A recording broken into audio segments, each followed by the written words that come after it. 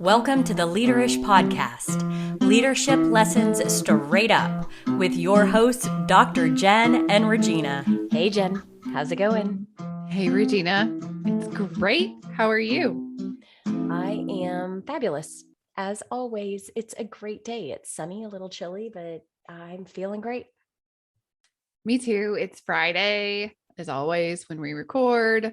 It's late afternoon. It's fall. The colors are finally changing. It's chilly. I love it.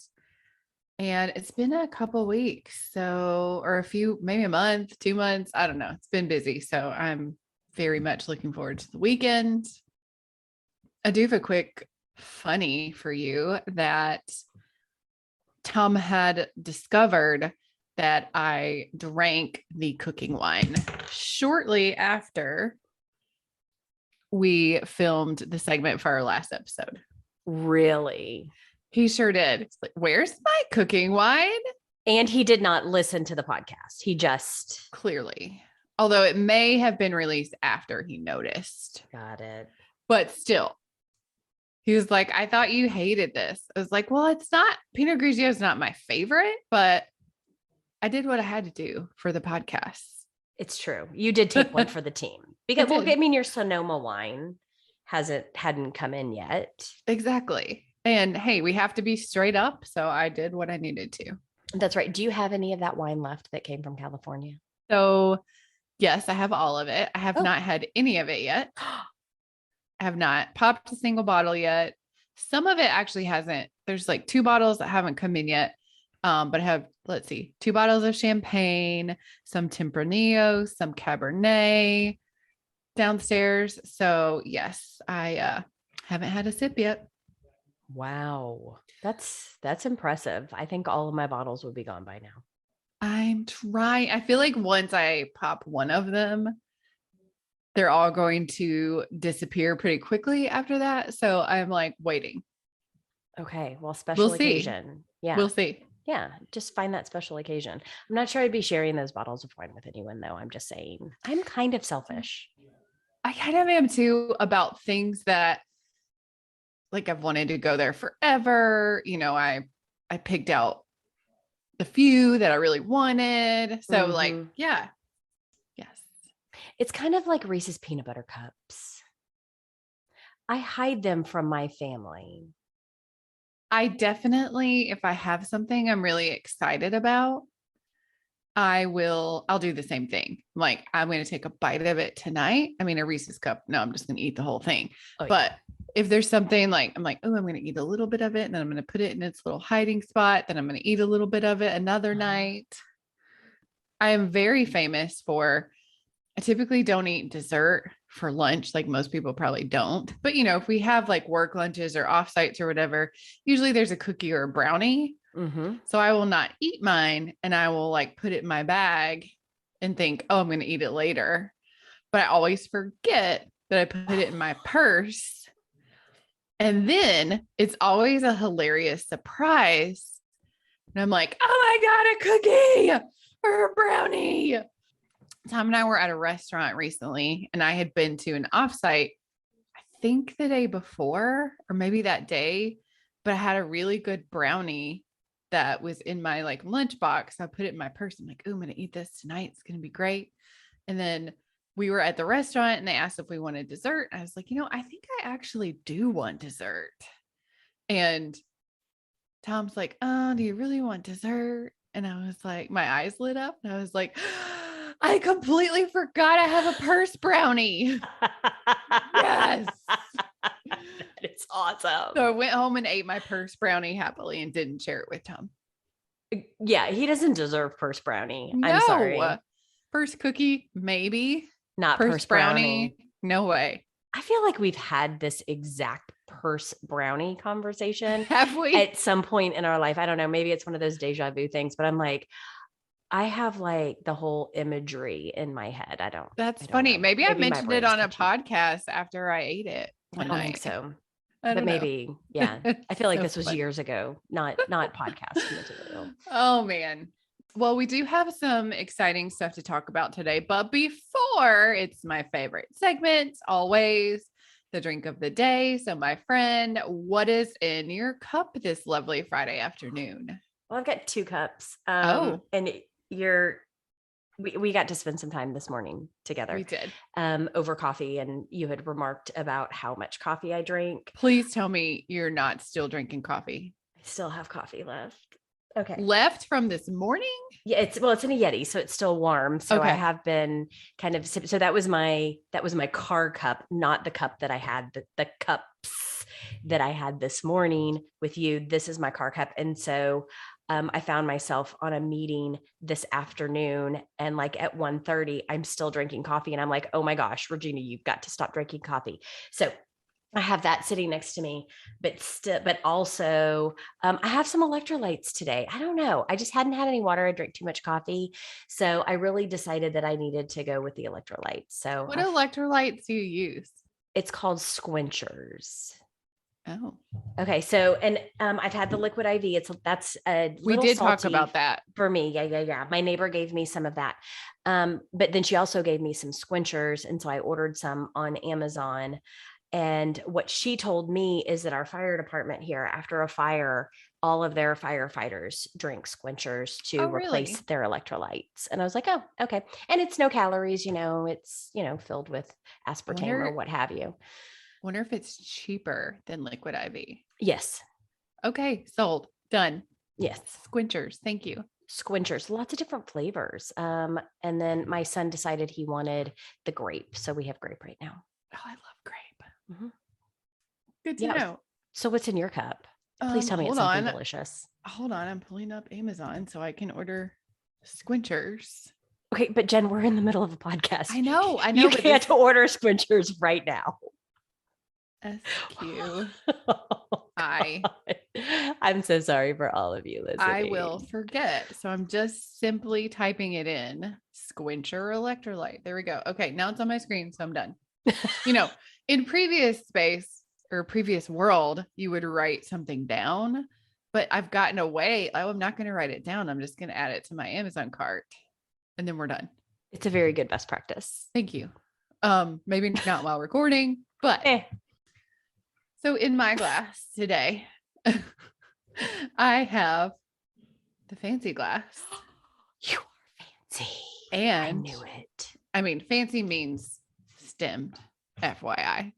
And I mean, it is kind of a fancy glass. It is a beautiful wine glass. Thank you. It's very plain, but it's like, I don't know, tall. I love a big wine glass. Me too. A red wine glass. So I was actually going to steal one of Tom's White Claws. Yes, he drinks White Claws sometimes. I was going to steal one of those because I was like, Friday late afternoon may be a little early for red wine, but here we are. And Tom comes home a couple minutes ago. He went to the grocery store he wants a steak for this evening. He goes, come downstairs. The man ordered a 2-inch porterhouse. Wow. That obviously we are going to split and not even eat half of probably. It's gigantic. Yes. He's like seasoning it, blah, blah, blah, blah, blah. He's also gotten a bottle of red wine for dinner, but we have like a decanter thingy. Sure.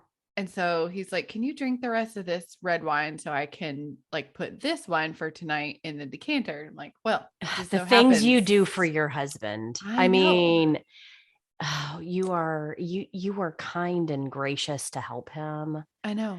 With that. Yeah. This is where I feel like one of our listeners told us that sometimes she rolls her eyes, sometimes she giggles. And I feel like this may be one of those moments. So you know who you are. Cheers to you. Do you think that there's eye rolling happening right now or giggling? First eye roll, then giggle. Now the giggles kicked in. Yes. So cheers to you. I'm taking a big gulp. Cheers to you with my grape Squinchers. I have got to up my drink game. I'm so sorry. Next week. I mean, I just took one for the team, but I love it. And Tom doesn't deserve you. Oh gosh, he's so lucky. I must say. Thanks so lucky. For that, man. The things you do for that, man. I know. All right. Oh, in other news, someday we're going to talk about the content, but in other news, our puppy is a little girl puppy named Dolly, and she's adorable, and I get pictures every day. Oh yeah, because when I wrapped up the last episode, I did talk about what was filling your cup was the pictures of the puppy, but you didn't know the gender We were of the doing puppy the gender yet. reveal. That's right. And so the gender reveal, they had a box that said squat or lift. And I know it's ridiculous, but it's so funny. And then we open it and green balloons come out, which is so confusing. And we look and we're like, what the hell? Green balloons? Does it mean there's not actually one puppy? There's 5 puppies? Like, I don't understand. Yeah. And then, wow, we were very confused using choice words, looking at the balloons. They put a little pink bandana on Bear. So little Dolly will be up Herdum soon. Oh, I can't wait. Oh, it's going to be awesome. So what's our content? Okay. So today we're going to talk about, should you stay in your lane? Now, some people are probably thinking like, do I need to not try or not get involved in like other things at work? But that's really not what we're talking about. I think more we're talking about like career transitions today. Like, should you think about changing or doing something different from what you've always done or what you're really great at? I mean, right now with people languishing and with people like kind of itching for something new and different because we've been stuck at home for so long, the topic of a career transition or a career change or even just a role change is everywhere. I feel like I have been coaching people more and more lately around that. And it keeps coming up. They want to change or they're ready for a change. So that's kind of what we're going to talk about today. And I know you've done this, like you've actually had a career change. I haven't. I have some thoughts around it. I have always kind of stayed in my lane. So I'm very interested to hear kind of about your journey and how you made those transitions. And interestingly, we both started in L&D in our careers. We're both in L&D now. Mm-hmm. But we took actually at the same level, same role, and have worked at different companies. We just got to where we are in very different ways, which actually I think is really cool.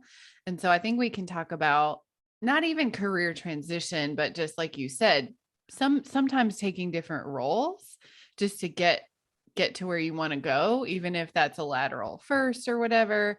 And then for you, even though you've been in L&D, you've had so many different experiences within it. So don't count yourself out and say you've just stayed in your lane, because no matter what role you're in, no matter what industry, almost no matter what company, the idea of I'm going to start as an analyst or specialist, and then I'm going to be a senior, and then I'm going to be a manager, and then in the same area, like the old idea of the career ladder has been like blown up. Yeah. And I would say I have done just about every single role you can think of within a leadership or a training organization. You name it, I've done it. I am one of those unicorns that have done everything. So you're right. While I've kept my focus in L&D, I have learned and I've transitioned many different skills.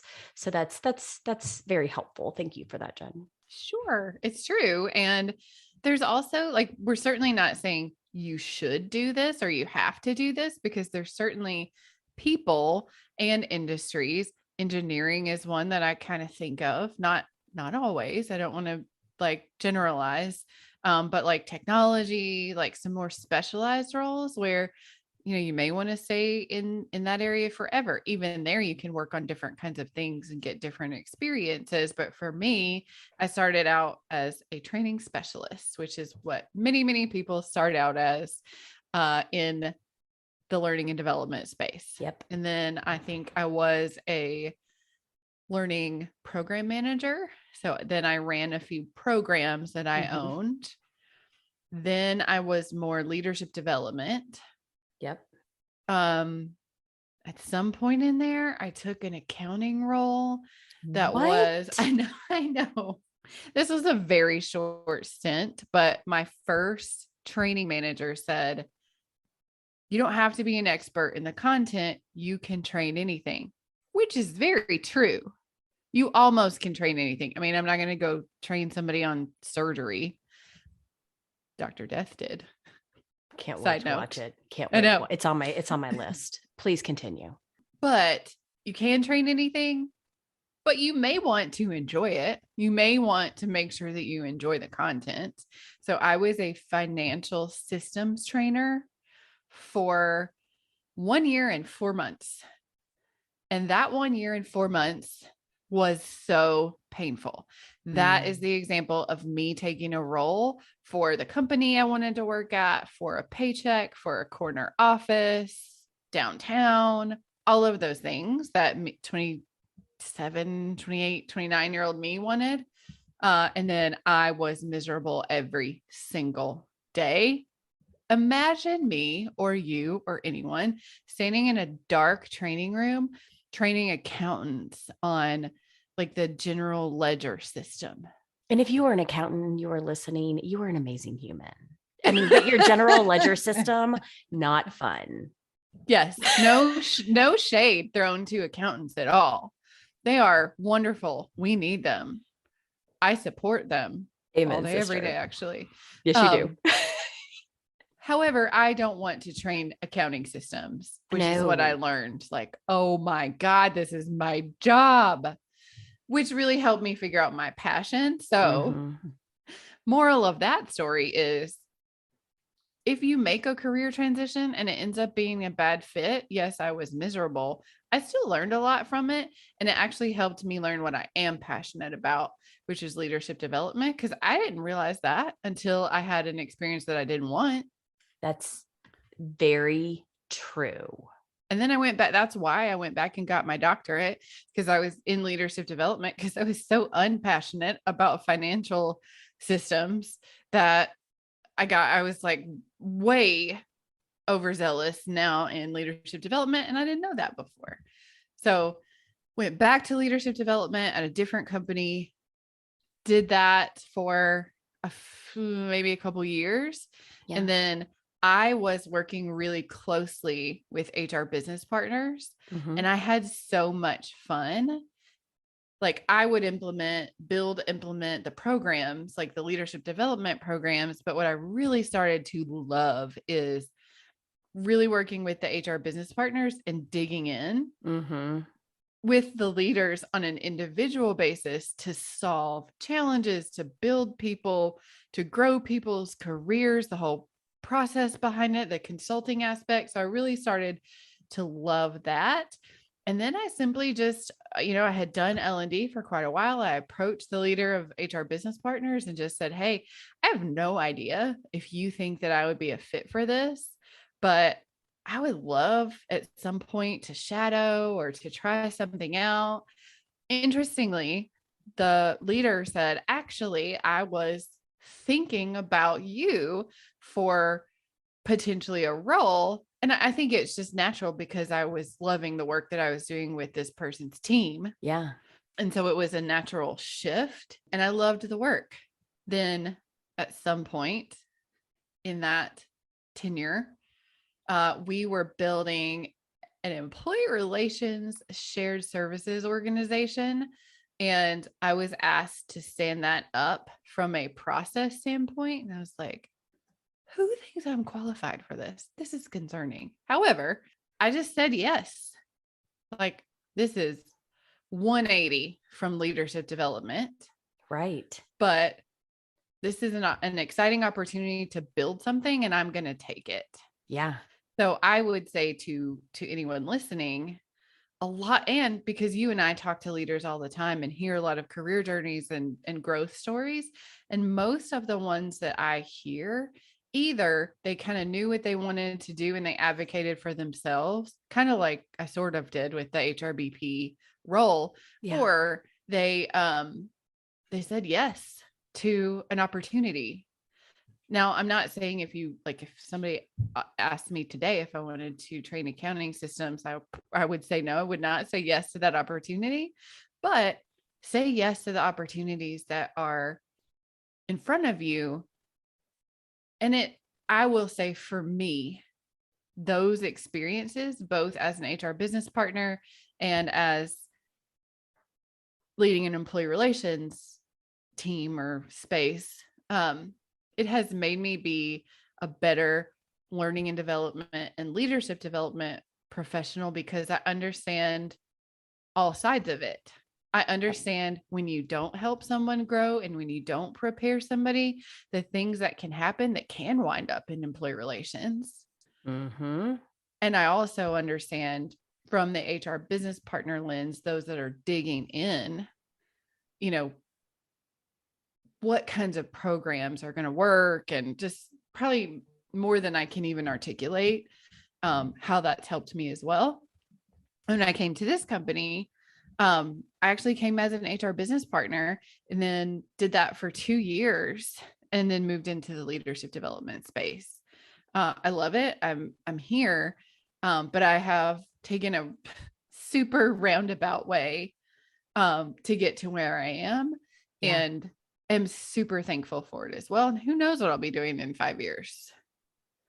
I love that. I love that story. I mean, as I think through it, what I heard so much is that you were willing to try something different, right? I think that's a mindset. You have I to get be bored really easily, so that's helpful. Yeah, me too. So there's this willingness, right? You've got to have the willingness or the desire to try something differently. And you can't be afraid to tell people what you're interested in. I heard that loud and clear. And I have several examples. I mean, I've had people who've worked for me because they came to me and said that they, wanted to build a skill in a certain area. They didn't even have it. You're But so good at that. I'm willing to give folks a shot, right? And I love to develop people and help them build their skill set. So, like, let's do this. If you want to do it, like, I can't train passion, I can't train energy, but I can train anyone on, a myriad of skill sets. So I've seen that a lot. And then I also think the third thing that I really saw in your story and in your journey is that you weren't afraid to take lateral moves or moves that maybe didn't come with a better title or more money. It was more about building skill. Yes. And I think back to something that my mentor told me at one point in time. She's been my mentor for I don't even know how many years, but at one point in time, I had a leader come to me and they pretty much told me that they wanted me to do another job, but it was almost like, well, I wasn't going to learn anything new doing it. I already had 100% of the skill set to do this job. And I remember kind of talking to her and I was like, I just don't know about this. And she's like, well, what are you going to gain? Like, I know what the company's going to gain. They're filling a gap with you and your skill set, but what do you gain?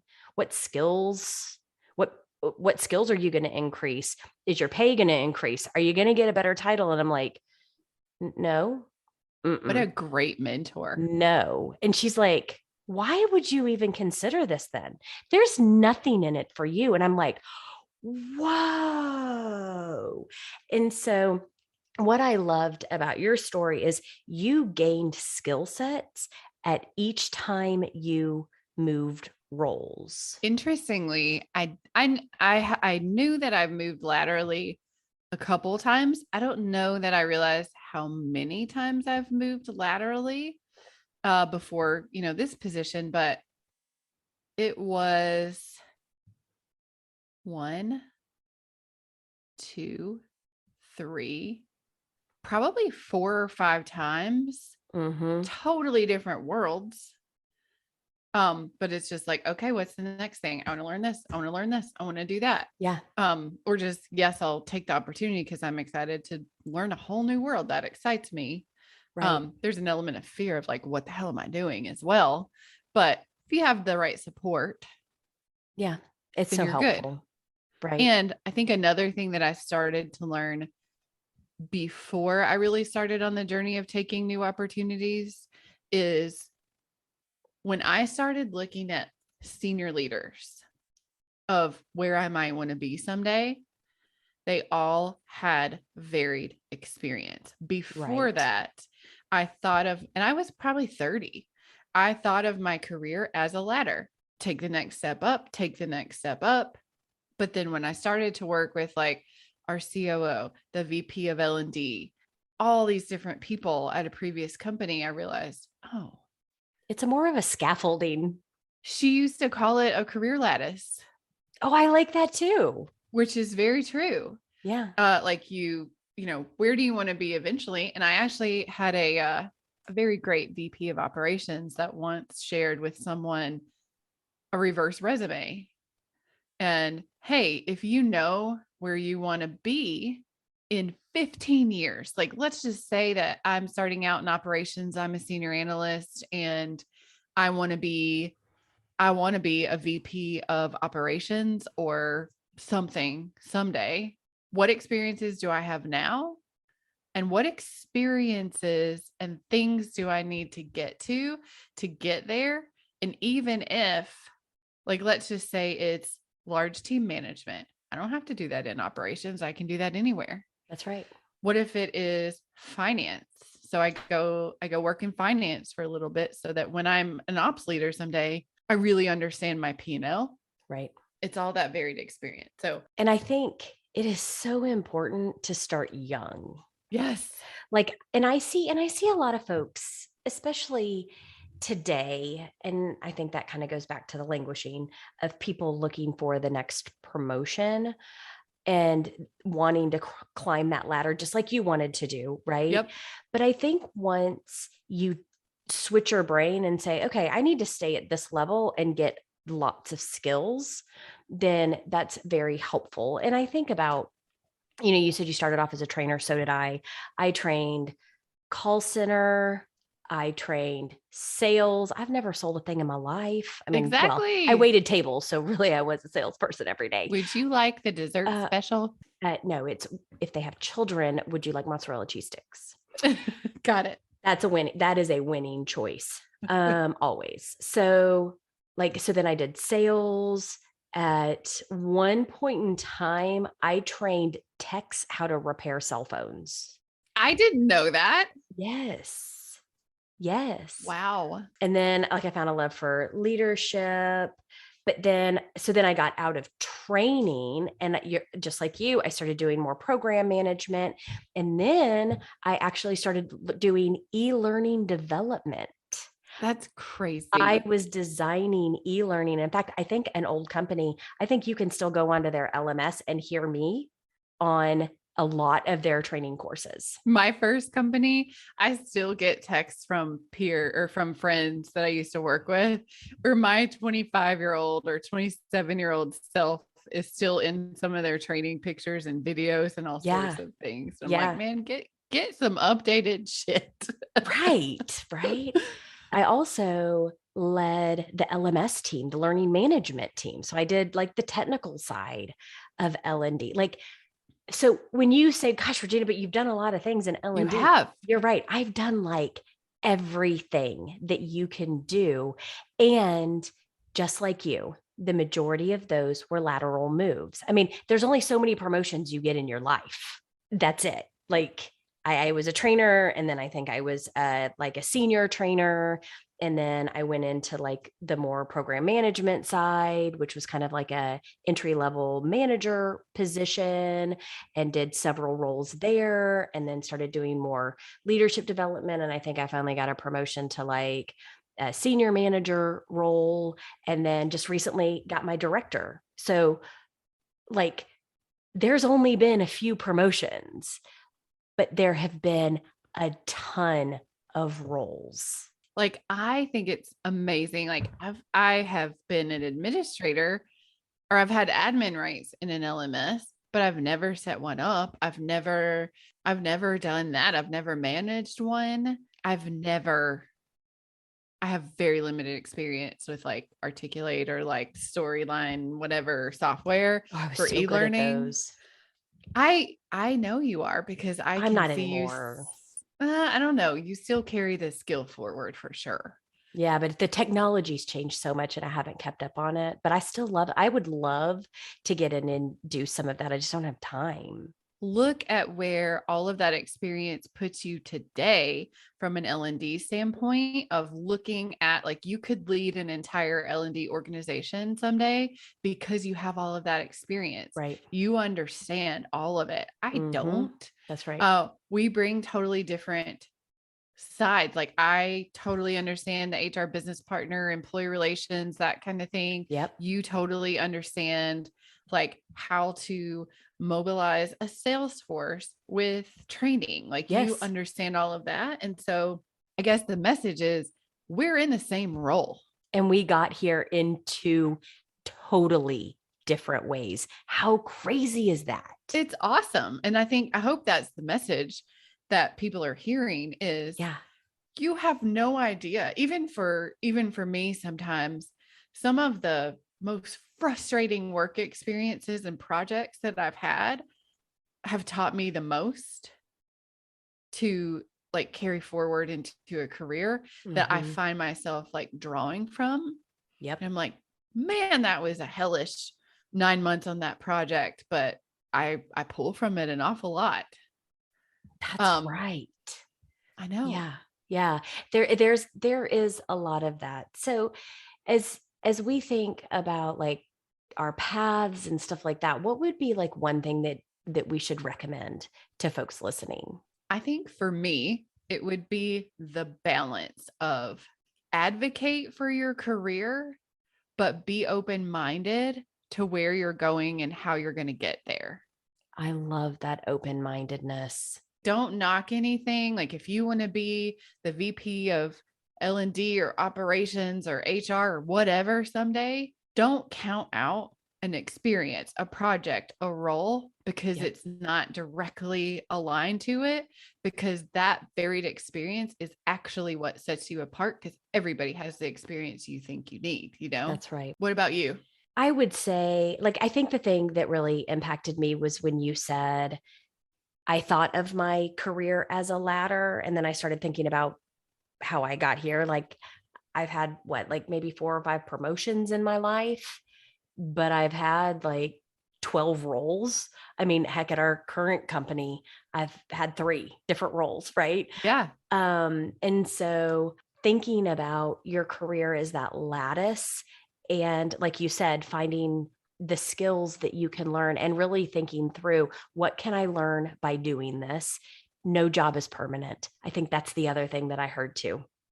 That's so true. One other very minor thing is sometimes you may take a job because of what you can learn from the leader. Oh yeah. And we could go on and on about that forever, but just a little nugget of, hey, I am not sure that I want to be in this space, but this leader can teach me so much that I'm going to work for this person for a while. So just little nugget. What would you tell someone they should do in the next 24 hours? I would say in the next 24 hours, you should really think about where you want to be. What do you want to be when you grow up? We all have growing up to do. Unless you're 2 years from retirement, you have growing up to do. What do you want to be when you grow up? And then start thinking about some ways to share that with other people. Because I know that, I mean, a lot of the folks that I bring onto my team currently and even in the past have told me they wanted to be part of the team, or they wanted to do a job that was part of my team. And that's how they got there. So be vocal about where you want to go and what you want to do. That's awesome. And then I'll add, think about where you eventually want to go and what's 3 options of next steps to get there. Not 1 option, 3 options. I like that. That's good. I love that too. That was fun. I loved it. Well, what are you doing to fill your cup right now? So we're headed out to our river this evening, and I'm excited about that. I can't wait to start a fire in the fireplace because we have a wood burning fireplace, which I know that sounds so silly, but it's like the best thing ever. Not silly. I miss my fireplace. A wood burning fireplace is magical. I agree. Yeah. Oh man, I'm so jealous. Please send me a picture later. So that's what I'm going to do. I'm going to start a fire in the fireplace, and I'm going to relax with probably some wine. How about you? Wonderful. That sounds lovely. Well, one thing that filled both of our cups for sure is a breakfast that we were able to have this morning So with great. laughter and just women empowering women, and just that will keep us going for a For while. weeks, for weeks. So Yes, I will marinate in all that gloriness. Gosh, I love lady time. Like I me too. love time with other women who support women and who care about women, and you can talk and laugh and like judgment-free zone. I mean, you can share your shit and it's okay. And it's really cool if you're all also badass cheetahs. That's helpful. That's true. That's absolutely true. Maybe we should all get cheetah tattoos. I'm not getting a tattoo. I'm not getting Okay, a tattoo. fine. No. Mm-mm. Nope. Another thing that is filling my cup though is a necklace that you got me I know. that I Isn't it love so lovely? much. For those of you that remember the values episode, when Regina wouldn't let me put adventure on my values because I had to get down to 2, she has now thoughtfully given me a way to still have that in a necklace that I'll jingle, that I love so much. Thank you so much. It's handmade by an artisan that I met at, I don't know her name. I wish I did because I'd love to plug her. I didn't get her card, unfortunately, but I met her at the Franklin, Tennessee Fall Fest. And she buys like sheets of copper and she hand punches everything and like hammers it, cuts it all out. Yeah, it's pretty cool. I love it so much. Mm-hmm. And then I have nothing to do this evening and I'm very excited. And That'll fill tomorrow, your cup. oh yeah, fill my wine cup quite literally. Tomorrow, a friend and neighbor and I, who is also working with us now, are going what we're referring to as back to school shopping, because all we've bought is Yoga pants for the past 2 years. Yeah. And actually, she's worked from home for like 6 years. Oh my gosh. She needs a wardrobe She's update. freaking out.